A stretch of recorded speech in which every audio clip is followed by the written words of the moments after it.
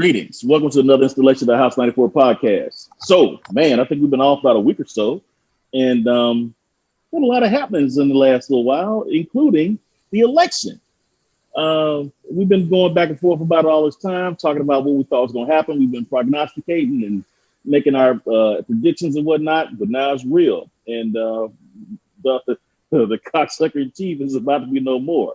So anyway, we wanted to have a little round robin today, go around the horn, talk about the election and what we think it means and the state of the election and where we're at. So, Crump, I know you're on a time frame, man. Bless us. Give it to us. Man, I think we're all truly blessed today, man.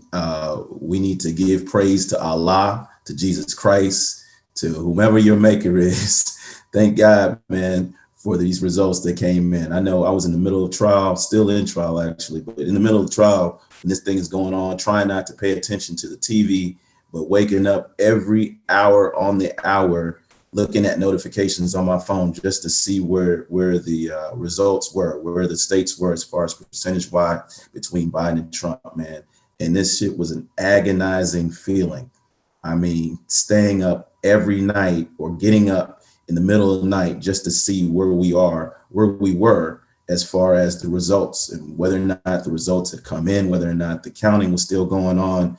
Man, that was the most stressful election that I've ever been a part of, man. So, man, I'm just glad this thing is over. But of course, the civil unrest, my opinion, is still yet to come. You still got the Republicans out here that's trying to contest, and they got the whole motto, "Stop the steal." But fuck them, man. Let them do what they do, and let's move on and do what we do.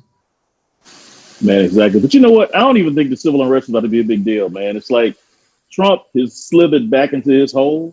He hadn't been seen since Thursday. It's now Monday. And it's like, I ain't going to say he's given up because he's still got the little court cases. He's been losing all of them. And it's just like, dude, I think he might be about to just kind of like slide away in the Neverland. Lou, what you got? I don't want to tell Trump, man. This shit was intense. In a lot of states, it wasn't looking good for Biden. And then those mail-in votes start rolling in. We might have a shot at this, man. Kept you glued to the screen, and then it became inevitable. You can just hear it. That those mail-in votes just kept coming in a ratio that it was just inevitable. And you're sitting there with your fingers crossed, like, come on. And then with Arizona and Georgia and Pennsylvania coming through. And then you see why Trump tried to, even before the election, put a damper and stop the mail-in votes. And it was, they say historically the Republicans go in and vote, and Democrats have more percentages of the Democrats mail theirs in. And then just the early voting, I think it was over 90 million Americans voted early, which was more than dwarfed what the mail-in votes was for the last election. So I was sitting there Saturday morning, like Trump was saying, just trying to get my updates. And Allegheny County came in. They announced that when this was on MSNBC, which was yellow screen with black writing or something like that, breaking news. And this is like a minute out there announced. Allegheny went to Biden and upped his lead in Pennsylvania by like 30,000 votes. Within a minute and a half, 2 minutes, they called the whole election for Biden. It's like, what? It was so, I didn't expect it to be called that quickly like that. I'm sitting there just like, and then it was over. All of a sudden. At that point, he only needed 20 electoral votes. So that 20 put him over the top. So Pennsylvania was the whole bag. But when they called Allegheny, they didn't give him the 20. Like as soon as they said Allegheny, then it was like, oh yeah, he's got the whole state. So it was like an old Mike Tyson fight. If you blinked, you would have missed it. If I had got up and go take a piss, I would have missed it. But it was like, I don't remember citizens going crazy once that was announced. I was talking to a girl that lives in Brooklyn. She opened up her windows and cars going down the street honking. This is like right after it was announced. Immediate, the news started spread. Then Mike, I sent out that video of my girls, and Mike sent me a clip. He was on 96 and Broadway. Same scenario. It reminded me of The Wizard of Oz, which was dead, and they all started celebrating. Or for my Star Wars heads, when they won, you know, everybody's out there celebrating. Get this motherfucker out of here. Nah, this is big news, man. I mean, anytime a tremendous achievement for the incoming administration is to rejoin the World Health Organization, some basic ass shit like that, you know how terrible this previous administration was. Quasi, jump in, man. What you got? There we go. Well, hey, you know, first thing I want to say is really, I'm grateful and extremely thankful for the outcome. I also want to take the time to really just acknowledge all Americans, regardless of which side they voted on, for getting out and exercising their right to vote, because as we see, it was crucial. And in the past, where any of us may have thought that our votes didn't count, well, we found out this election it counted. You know what I mean? So my hat is off to all who voted. I'm extremely happy about the results because I'm hopeful for the future that the Biden-Harris administration is looking to do. And I'm encouraged by civility, which has long been missing, at least for the last, 4 years, right, in the office. I'm looking forward to the president doing what he can, because it's not going to all fall on him, but doing what he can to really unify our country and make it a better place. I'm hopeful for what Kamala Harris means to not just young Black women or anybody of color, what she represents for everybody in our human race, the possibility of what any of us can become. And I'm excited for her. I'm happy for her. I'm proud for her. And I just look forward to, again, what Biden and Harris can do. So, JT, what you got? Yeah, you know what's funny? I saw something recently that said the mayor of Paris said, "Welcome back, America," and that was telling because the last 4 years we've been in a black hole, figuratively and literally to a certain extent. And so it's good to kind of see where this new administration is going to go. The issue is that you got to control the Senate, and you got 2 seats up in Georgia, so we got to make sure we get folks galvanized again to get back out there to vote, later this year. And at the same time, they were saying there's still more eligible voters that they have to go out and register. So I think the fight continues. I think it's a great win for the Democratic Party. Part of the issue, I guess, what the progressives are saying is that will they be a part of this administration? Joe Biden is a moderate and kind of toes the line, and he's one to reach across the aisle. But even now, you see the Republicans are dug in, and McConnell hasn't even acknowledged that Biden won the ticket, right? And so he's up there claiming that it's fraud, and he's not going to give any kind of acknowledgement until he gets certainty through the courts, obviously, that Biden has officially won. So you still have this partisanship that's going to go on, and I hope Joe Biden has the backbone to stand up against Republicans, because it's going to be a hard-fought way for him if he doesn't have the gravitas to push these guys the way they've been pushing him. Well, I mean, if the Republicans, if they maintain the Senate, you can bank on gridlock. You know what I'm saying? I mean, I don't think Mitch McConnell hates Joe Biden as much as he hated Barack Obama. And the word was Barack Obama was kind of above it, and they resented that because he was kind of too good for the Senate. And and he was uppity, you know what I'm saying? So I think that kind of was off-putting for a lot of senators. But Joe Biden, a lot of the stuff that the black people that were against him didn't like, I think might serve him well in the presidency, because he's been a part of the institution for 47 years, they like to say, and that's their dude. They know him. You know what I'm saying? Yeah. So the lack of civility may not be as extreme with one of their own. You know what I'm saying? Mm-hmm. Chuck D, what you got? Yeah, it was like I agree with everybody else. It was just nail biting. Really just wanted it to be over. Again, the mail-in saved the day, and also black folks saved the day. You know, we did it again for America.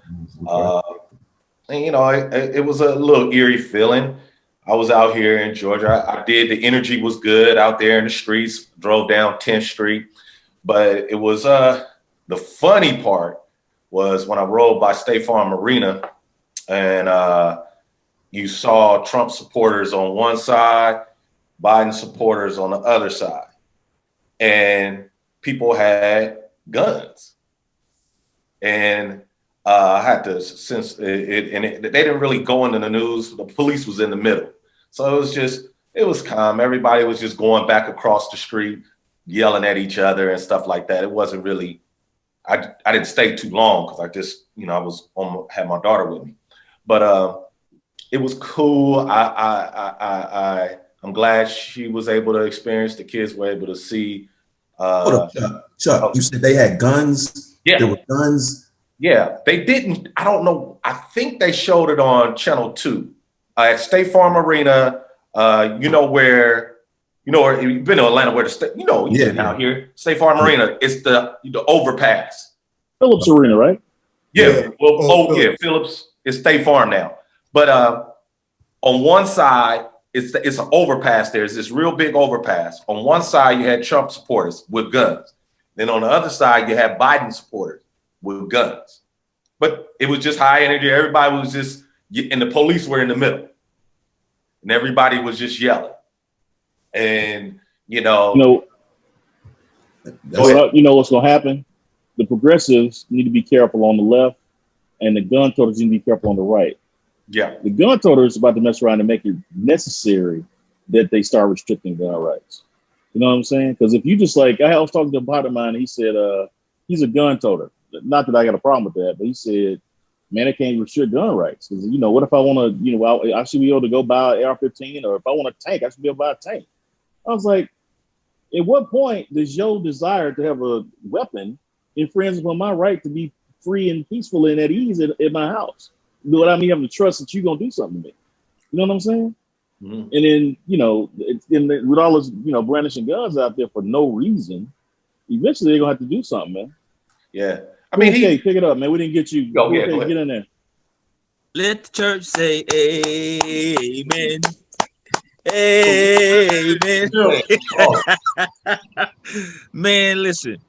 Man, that was an incredible win, man, by the Biden-Harris team. And I got to give a special shout out to Cedric Richmond, Morehouse brother, and Stacey Abrams. Yes. Two AUC Spellhouse in the building, and we put in that work like we always do. We put in that work. I mean, Trump is out of there, but Biden Harris are in, and Biden has to realize, like we said earlier, the black folks pulled this through. You know what I mean? The Congress from South Carolina pulled it through. So we can't have a lot of lip service about, hey, wait. No, the time is now. Time is now to get what we deserve. Been in this country 400 years, and it's time to write that check what Martin Luther King said in the 60s. So I'm excited. I'm encouraged. I'm encouraged to see Kamala Harris there, the sister there representing. You know what I'm saying? She's a member of of an amazing sorority out of Howard, Apple Chapter. And it's a great day to be an American. And to what we said earlier about civility, being decent, you know, to one another. We can agree to disagree. That don't mean I got to cut your throat because you don't believe what I believe. You know what I mean? Let's have some type of coup. You know what I mean? But also we got to push the line. So we can't get lazy. Oh, we Biden Harris in. Hey, no, the pressure's on now. We delivered the White House to you. Now you got to deliver, you know, the goods to us. Great day in Cool. You America. know what? You made a good point. Cool. I want to pick up on that, and I know James is gonna light this up in the edit. I don't want to hear nothing about DACA. I don't hear nothing about those dreamers, because you know what? They didn't show up for him. You know what I'm saying? They voted, I think, over 20% of the Latinx community, between the Cubans and the folks in Texas and Florida. They voted for Trump big time. So, you know what? He put your kids in cages. He had that family separation. They just said today 666 kids have been separated, and over 250 of them were like at breastfeeding age, like less than 1 year old. Yeah. If that's all they think about their vote, I don't think they deserve anything. And it is clear that Black people delivered this election in Philly, ATL, Detroit, Milwaukee. You know what I'm saying?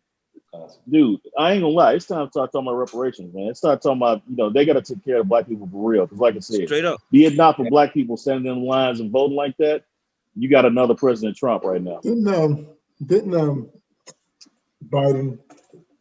The speculation was, when he made his speech the other night, that he acknowledged that if it wasn't for the Black community, Black had his back. He said he wouldn't have his back, and that he would look out for him. Like you're gonna have to.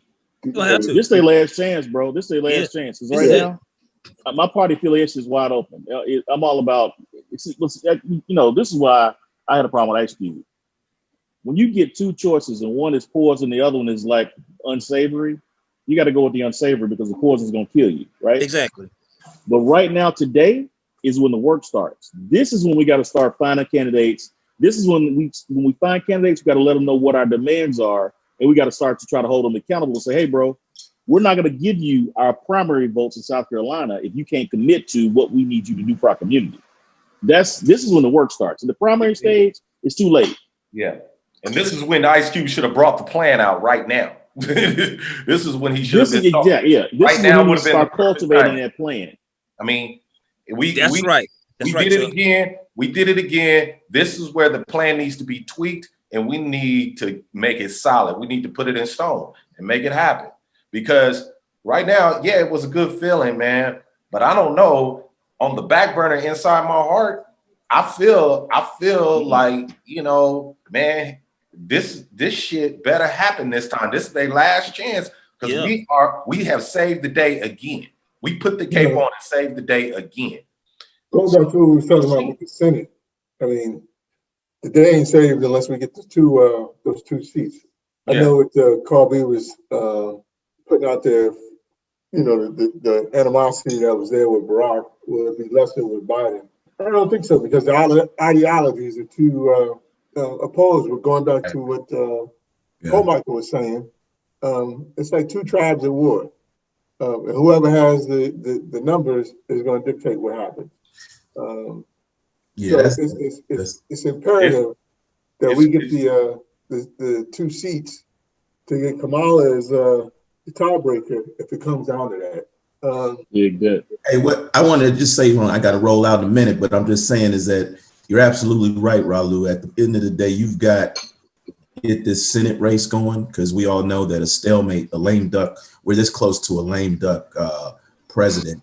First term, If that Senate is not overridden.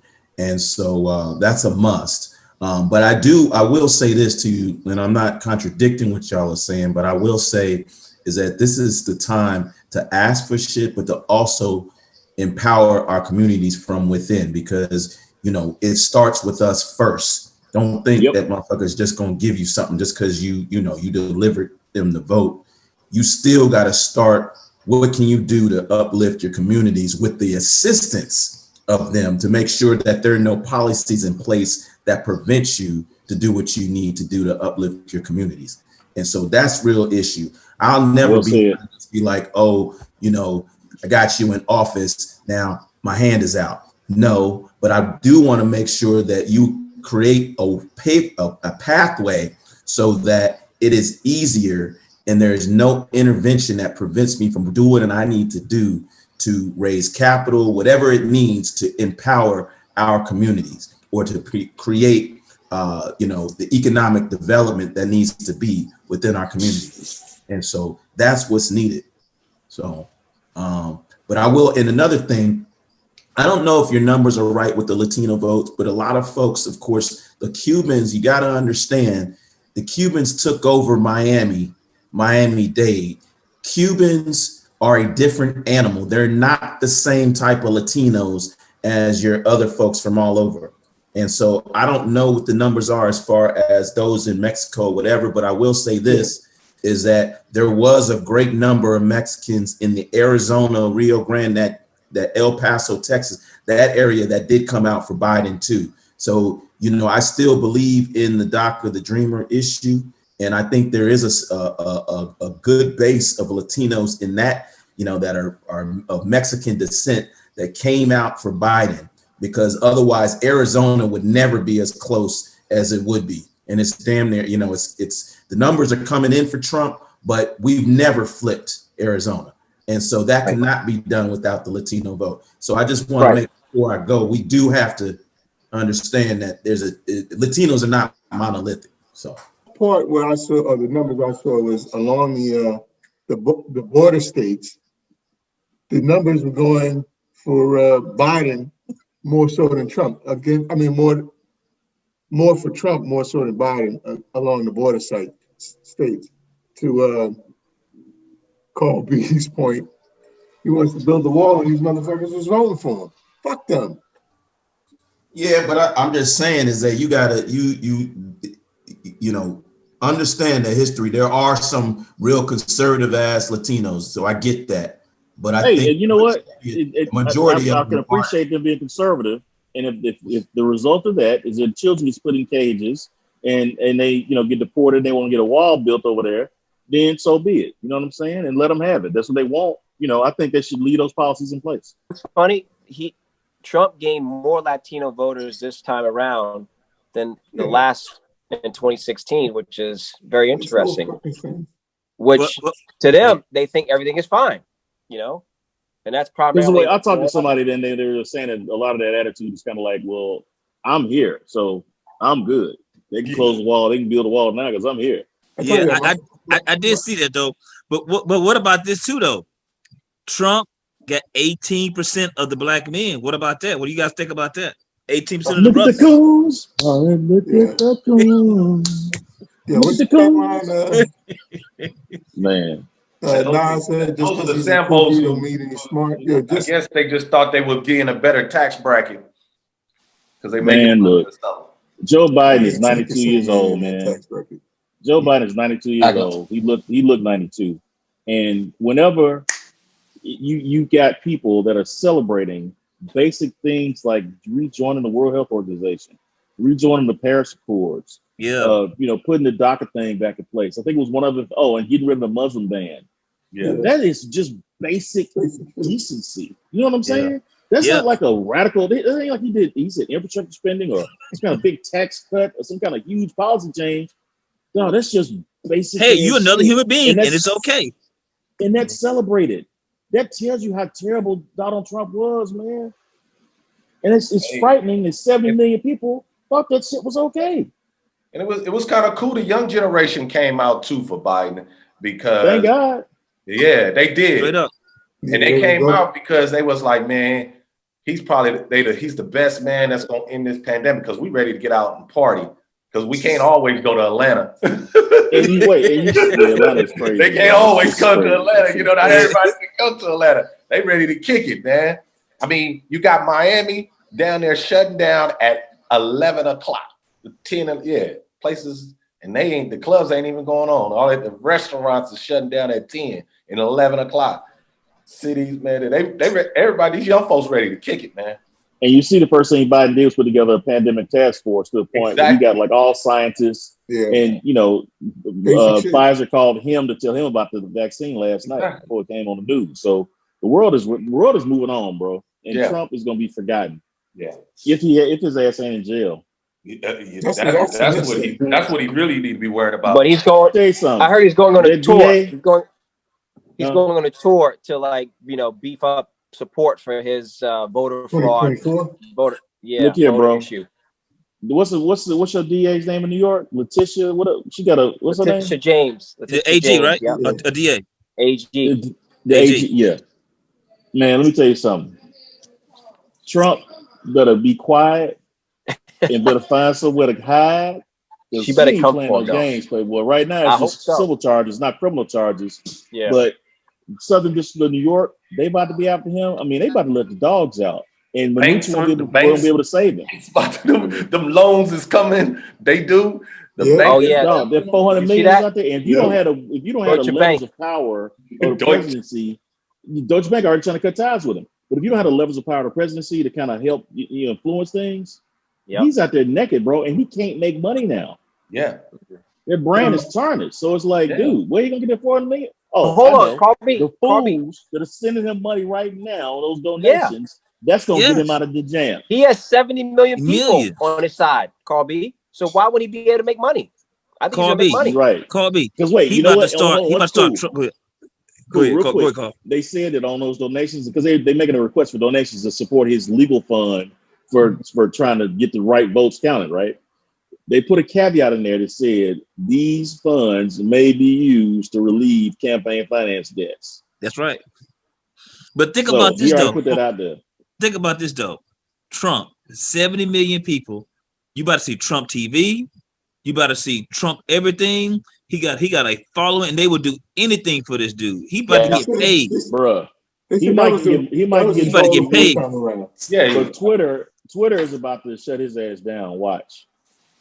Yeah, they said to Cool's point, the theory is that when he ran, that was his objective, was to get Trump TV, and then he fucking won. That he was trying to get his some funds up and start doing other things to generate more money. Now, because you look at your boy Rush Limbaugh. He's sick. Unfortunately, the guy got cancer, whatever. I mean, Trump TV is gonna slide right in there, man, and take over that whole lane. You know what I mean? Because he is a guy that throws darts, throws falsehoods out there, and people eat it up. Yep. Graham is there's a report today. He told, speaking to Trump, and told him regroup, focus on an economic plan, pump that, come back in 2024. That's what Lindsey Graham sis was talking about. But you know, Lindsey Graham, man, I mean, he got reelected, which is shameful. That man is such a disgrace. I mean, I really hope that we get to see seats in Georgia, man. Oh, which takes me to the point takes me back to the point about the progressives. Part of the reason why this wasn't a bigger margin is a lot of the shit that the progressives are pushing. The progressives need to just chill out, calm down, and like the old adage about like, let's not run down the fucking hill and fuck a bull, let's walk down and fuck them all. They got the presidency. If they can get the Senate, they can do whatever they want. Let's just not talk about it. You know what I'm saying? Just keep that to yourself. Yeah. AOC, baby, just sit back. We got you. Let's just not talk about it right now. Defund the police? That's not constructive. Not constructive right now. And now let's think back about the protests that was going on before, right? What were we asking for? And what did we get other than scaring the shit out of a lot of people who ended up voting for Trump again? What did we get out of the protest? What was the net gain out of that? Anybody? You probably got, a huge awareness. And I think what did we tangibly get, bro? I would say that protest, looking at those things on television this summer, drove black people to the polls. You know what? I hadn't thought about that. That's a good point. But I think on the other side of that, it also drove a lot of other people to the polls to vote on the other side. I agree. So it drove. Now, luckily, it was a net gain. You know what I'm saying? But I think a lot of that defund of police talk hurt, especially in the House. We lost some House races we weren't supposed to lose. Yeah, 10 seats. So to your point, like defund the police. Come on, we need the police, man. I prefer to have a landslide. I prefer for my team to kill the other team. I don't like close games, but I will take a 1-point win any day. That's One more House member in the House and leave the Nancy Pelosi with the gavel, good enough for me. I don't care. You know what I'm saying? And if we can get these two in Georgia, which I think is doable, man, that is the business. That's right. Best part of the whole day though was they was looking at the numbers rolling in, and my man Steve Kornacki was like, "We got like 600,000 mail-in votes coming, and so far they're 78, 90%." I can see it coming, and they kept because at first I was like, man, Pennsylvania's gonna be out of reach, man. This is gonna be terrible. And they were kind of like, yeah, it got like 1 million votes outstanding, and then they kept inching in. But see, the network did it on purpose. Two things I say: Fox and AP called it for Trump. They called Arizona Early. I think they called Arizona Tuesday night. Yeah, they did. MSNBC and I think the NBC News organization and CNN probably got in cahoots and was like, we're going to put the knife in this cocksucker's back. We're going to twist this bitch for 4 days. Yep. It was just like. They created a series, man. Man. They ratings. wanted to see eyeballs on the screen. They wanted the ratings up. They knew if they called Arizona, nobody's going to watch anymore. People were going to go by the business. But they kept that out there and didn't call it. Because they wanted Trump watches TV incessantly. Yeah. They put that knife in his back. They just twisted that bitch night after night, little by little, vote after vote. They just twisted that knife in the cocksucker's back. I loved it. Yeah. And then what was the big thing was when they started writing the numbers for each county, and they started writing the exact. That was killing them, dude. But they just he's like another 16,000 for Biden and another 500 for Trump. Yeah. And this fool was like, don't vote by mail, vote by mail. You know what I'm saying? Dummy. Like, bro, you shot your load on election day, player. They got their vote by mail in weeks ago. Yeah. He killed himself, man. I mean, I don't know if it would have made a difference. Do you think it would have made a difference if he would have had his supporter? Because he told all his people to go on. I think so. It would have. If you had a chance to get more votes. He shot himself in the foot. It's like effortless. You just sit there and just do your thing. That's why they didn't want him to vote, because that's the easiest way of voting. It's like working from home. You roll out of bed, get on Zoom. You vote by mail, you just fill it out in the comfort of your home, and you just drop it in the mailbox. It was easy as hell. As opposed to having to get up, go to your polling place. I mean, for me, it was easy. You know what I'm saying? I got up, make sure I had my proper attire on, had my robe open, went downstairs and all that. But I had a line here. It was like, usually I just blazed right through. It was a line at this joint. But voting the day of is a production. Voting by mail is effortless. So I think that made it a lot easier for Biden supporters to vote. And Trump made it clear he did not want his people doing that. So it came back to bite him in his ass. Trust the process. You got a process. They said the day of, here in Georgia, on election day, it was less than 25-minute waits because so many people had already voted or mail-in. That, people just walking up and voting 25 minutes and they were out. Yeah. Man, day of was real short. But it had already, the majority of Georgia had already been done. So I got another question. One, what y'all think about Dave Chappelle on Saturday Night Live? Oh my goodness! Has everybody seen that? Yeah, I haven't seen it. Yeah, you gotta watch. You gotta watch that. You gotta watch that. You gotta watch it. Quace, you gotta watch that, man. Quace, you gotta watch that tonight. Oh, really? Quace, I saw that Seduce, man. That dude was crazy, man. Quace, I watched that last night. I had to watch all three of them. I saw the first. Okay, I got to watch the second one. I got to watch. Man, that dude, man, was crazy. And he got away with that shit for a long time. Yeah, but you saw they sentenced his ass to 120 years. Yep. Oh, you talking about the dude that had the sex cult? They call it. Yeah. But I wonder how much of that is a sex cult or not. They had women recruiting other women, didn't they? Well, I didn't watch that was part of it. Watching it, but it was branding people. He was branding. Don't forget the actress. He had an actress. Allison Mack from the girl from Smallville. Yeah. Going out there recruiting these chicks. Yeah. But I will say you got to see the show. I don't want to give a lot away, but Cole would tell you, if y'all see it, we got a lot of material to talk about. Hey, but one more thing, back to the race, man. Are our friends or people that we know that voted for Trump, are we gonna forgive them? Are we gonna reconnect with them? What are we gonna do? No, they were just opportunists, man. Okay. I mean, that's all they were. Are you still friends with them? No. I honestly don't have any friends that I know voted for him. So Yeah, if I find out. I got a few. And you know what? I want to talk to them because I didn't get the opportunity to talk to a lot of them before the election, and nobody was changing their mind. But I've had it, and back when I was traveling, because I hadn't traveled since March. But when I was traveling, I often ran into Republicans, and we would have conversations in the bar. And I can talk to anybody about anything, right? And when you try to get them to explain how their policies, how the Republican Party's policies benefit them, they struggle to answer the question. They usually are just caught up in hyperbole, Fox News talking points, bullshit like that. They usually don't have any good reason to admit it. Because unless you're Cool, I can see Cool being a Republican because, he's in their tax bracket where those tax policies would benefit him directly. You know what I'm saying? Most people you come in contact with, they have no use for Donald Trump's tax policy. You know what I'm saying? And like we talked about before, trickle-down economics has been proven to be a failure.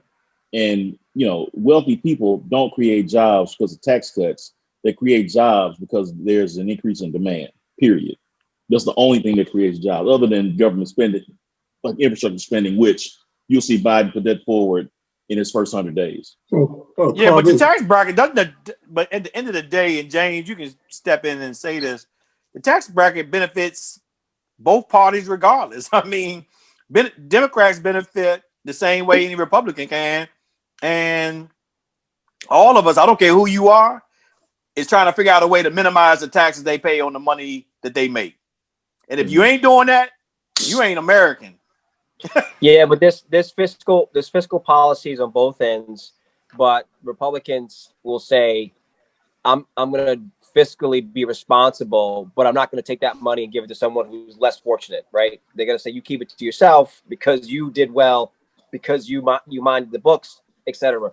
Versus Democrats would say, well, yeah, I have to help my fellow man and have to bring him along or her along. So it's a difference in terms of how that fiscal policy works. And obviously from a social perspective, Republicans are, screw you. It's all about me. And to Carl's point, you're going to have government jobs, right? Hopefully will come back. Infrastructure, which tends to benefit people of color. And obviously people of the majority who are in the lower economic rung should benefit as well. But for some reason, they still believe that, Trump is their guy, which he has not benefited them these 4 years he's been on. At all. He's just a good salesperson, man. But I mean, if you think about like we were talking about before, I envision a Biden presidency to look a lot more like a Bill Clinton presidency. Because if you remember, Clinton had a Republican Congress he had to deal with almost the whole time. Mm-hmm. And, for Biden, like something like infrastructure spending, without having Obama's this nigger, and I'm using this word because this is what Mitch McConnell and those guys were thinking. They were not going to have some nigger's name on the high-speed rail system across the U.S. They were not going to have some nigger's name on the highway system or the bridges or the airports or whatever infrastructure spending came about. They weren't going to let Obama's name be on it. Obama rail, the Republicans were not having that shit. Now, with Biden, I don't think they're going to care as much because the country's been in quicksand for 10 years. You know what I'm saying? I think that Biden is going to be the kind of president that can appeal to the other side in a way to say, hey, dude, you ain't got to call it. You can call it O'Connell rail. You don't give a shit. We need to have infrastructure spending in this country so we can get people back to the place where they can get a high school education and get a decent job and put their kids through college. That's what happened to the middle class when the auto industry fell apart and when manufacturing fell apart. And, Trump was bullshitting about that, talking about he's going to bring manufacturing jobs back and we bringing back coal and all that shit. Man, that shit ain't coming back. Them jobs in Poland and Russia and Asia, and Brazil, jobs ain't coming back. But if you got to put nails in the ground to put a high-speed rail system down, that's a job that can't be outsourced, and that's a way that they can make things happen. And then finally, if somebody can figure out how to, if you increase the minimum wage, that's when you give a tax cut. Then you cut their corporate tax rate to offset that increase in their labor costs. You see what I'm saying? Now, that's the kind of thing that a moderate like Biden can propose. And if Mitch McConnell had any fucking sense, he can accept that. But we'll see what happens. Is it going to be a recount in PA? I couldn't figure out if that. It ain't gonna matter. He's up too much for it. If there's a recount, it's just a prolonging the inevitable. Georgia is gonna have a recount unless that lead increases. I think it's 11,000 now. Mm-hmm. It's outside of 1%. It's not automatic recount. So, Coffee, you didn't talk about the funniest thing that happened over the weekend with the Four Seasons. Oh yeah, the pouring shits in next that door. shit was exactly. priceless. No, that and the people outside the White House playing, you about to lose your job. You know what? Chelsea, we need to start the episode with that. You know what I'm saying? Yeah. That beat. But you saw that meme. That's hilarious. Trump had the ultimate 2020 experience.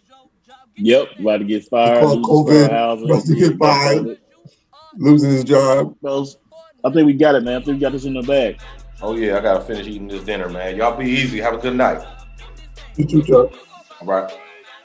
Hey, the House 94 podcast. Oh yeah. YouTube, Spotify, Apple, IG, Twitter, Facebook. Hit us up.